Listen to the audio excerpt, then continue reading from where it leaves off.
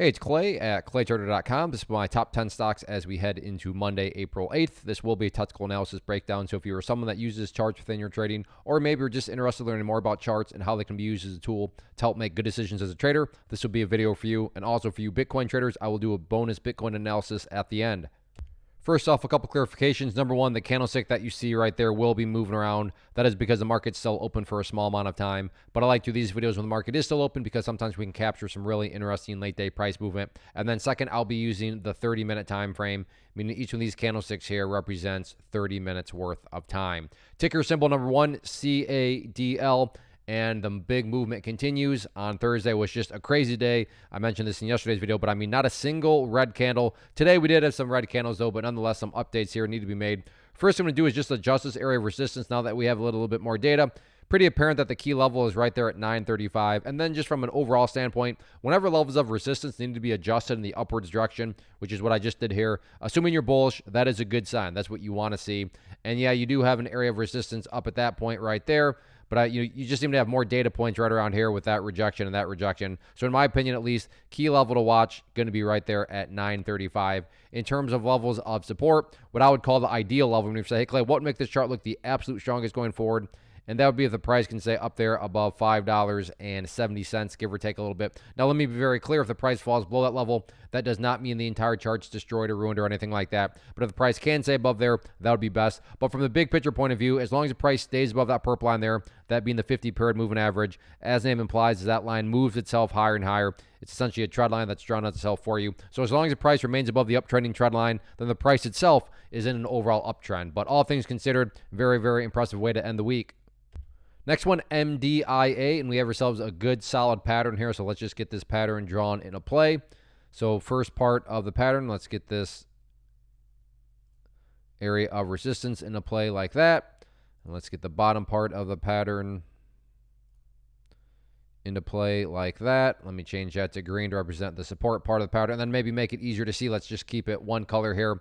So we have our resistance, we have our support, we have the big upwards movement right here, and this will be known as a bull flag pattern. Now, just because something's a bullish pattern does not mean for sure guaranteed the price is going to explode upwards, but that also wouldn't shock anybody if the price were to, end this pullback, curl back upwards, and then potentially get consolidation here. In fact, you can see there's somewhat of a pattern like that right there where you got the break. So not the exact same situation, but point here being is this is an uptrend. Sure, it's pulled back, but the pullback within the uptrend is what's allowed for this bull flag pattern to occur. So if you like bull flags, you like stocks down below $10, definitely keep an eye on this one. Next one, XXII. And overall, we get to ask ourselves a very fun question because in all actuality, if you like to play breakouts, from that angle, you did already miss the breakout because right there you can see there was this consolidation that formed. Price came up there, broke through it right there, and has now started to move upwards. But like I said, this does lead to a very, exciting question. That question being, is this breakout the start of something even bigger? Now, think about that question. It makes no sense to ask it if nothing worthwhile has even happened. But in this situation, something worthwhile has happened. Again, what has happened? Well, the price has broken out. Now, to be fair, maybe it's not. Maybe this thing just rolls right back over.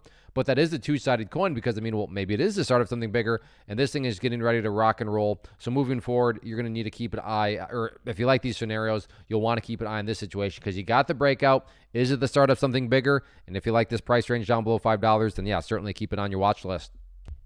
Next one, HUBC, and have ourselves another quality pattern here. So let's just get this drawn into play. Have that area of resistance, that area of support. So this one's slightly different. Let me change it to green. And then to map it out, you golfers will like this one. So we have our resistance, we have our support, we have the big upwards move right there. Like I said, for you golfers, I'll make a little bit more visual, put the golf down here, and this would be known as a bull pennant pattern. So slightly different than the bull flag pattern. So there are no guarantees, but is it plausible? Is it valid that if the price, which is, as you can see here, knocking on the door of that pattern, but if it can get the break, could that break create additional buying pressure?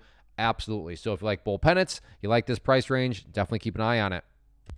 Next one here, TSLA Tesla.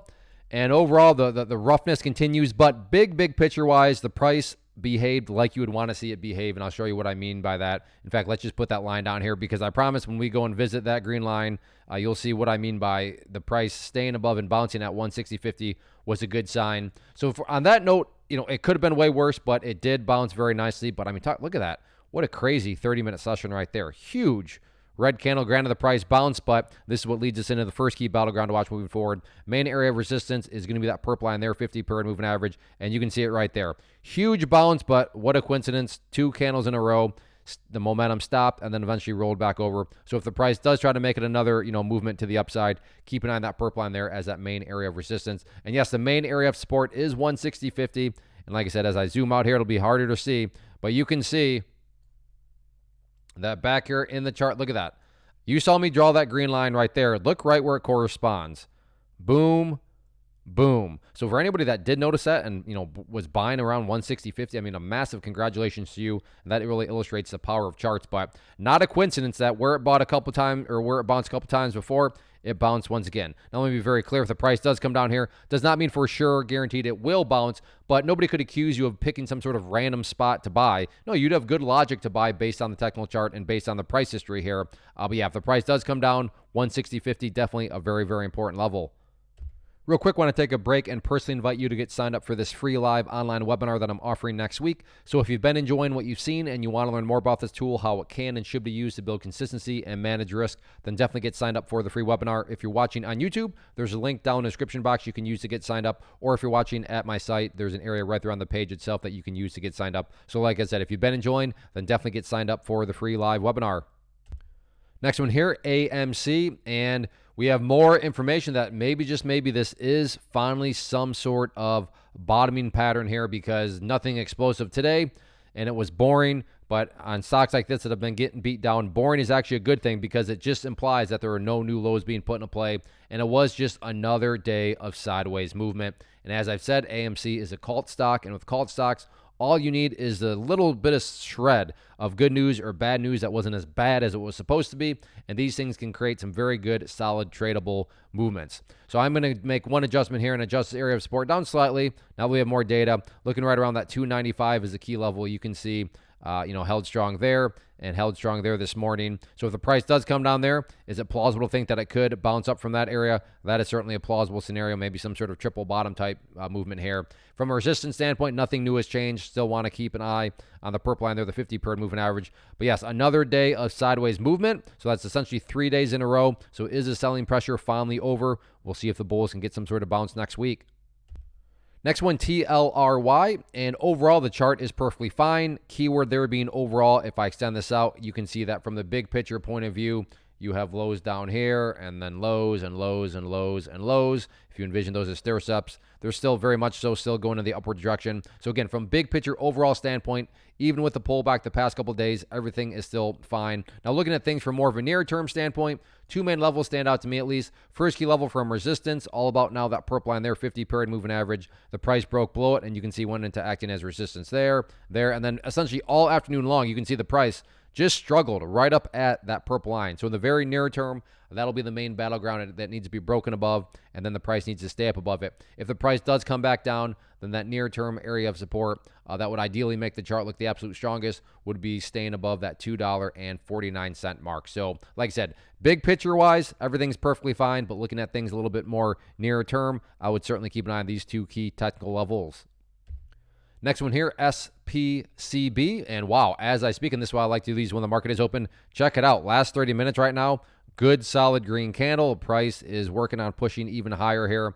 So that's where the first key update, not update, but just level really stands out to me is, can the price, right there, break up through 30.5 cents? You can see that, yes, a couple times the price did get above it, but both those times the momentum disappeared, price dropped back below it, and then once, twice, 3 times price tried to get back above it, could not do it. So 30.5 cents is going to be that main initial area of resistance. If the price can push up through there, then yeah, you could start to focus on, these levels up here around 33 cents and 34 cents. But like I said, in my mind, let's just clear one bridge at a time, that first key bridge being right there at 30.5 cents. So keep an eye on that. And then as far as supports are concerned, I think it makes the most sense to draw in a nice little trend line right here. So let's change that to green. So then from a pattern standpoint, if you like to approach things more like this, we have our resistance, we have our support, We have the big upwards move here. We have the golf hole down here. So we have another bull pennant. So from that angle, maybe like bull pennants, but you only like penny stocks, then that would definitely fit that criteria. But anyway, look at it, especially when you factor in the last 30 minutes here being a very, very strong candle. We'll see if this translates into Monday. Next one, NKLA, and good solid day here, especially from a technical point of view, and this will mean a little bit more to those of you that have watched past videos, but if you have, then hopefully remember me talking about that red line right there, and you can see right here this afternoon, good solid green candle right there, came up, broke through that level, and now the price is slowly but surely separating to the upside. So that's where this first update comes into play, which says when levels of resistance are broken and closed above, you want to see them act as support. So ideally speaking, by far what would make the chart look the most attractive and the strongest is with the price now staying up above this $1 mark. Now, if the price falls below it, not the end of the world, but you would definitely want to see it stay above at least that purple line there, because the problem is if the price goes down there and breaks below there, now all of a sudden the price is essentially in this bottom half of this former sideways channel. And you don't want to see the price going back to where it was. You want to see the price make progress. Again, nothing can go straight up, but as long as the price is maintained above those supports, then that does represent that progress is being made. In terms of areas of next key battlegrounds, in fact, I'm just going to get rid of that level now. I don't want to create too much clutter with annotations everywhere we look. But as far as next key area of resistance is concerned, moving forward right up there at the $8 mark. So keep a close eye on that. But like I said, very, very nice way to close out the week here for NKLA.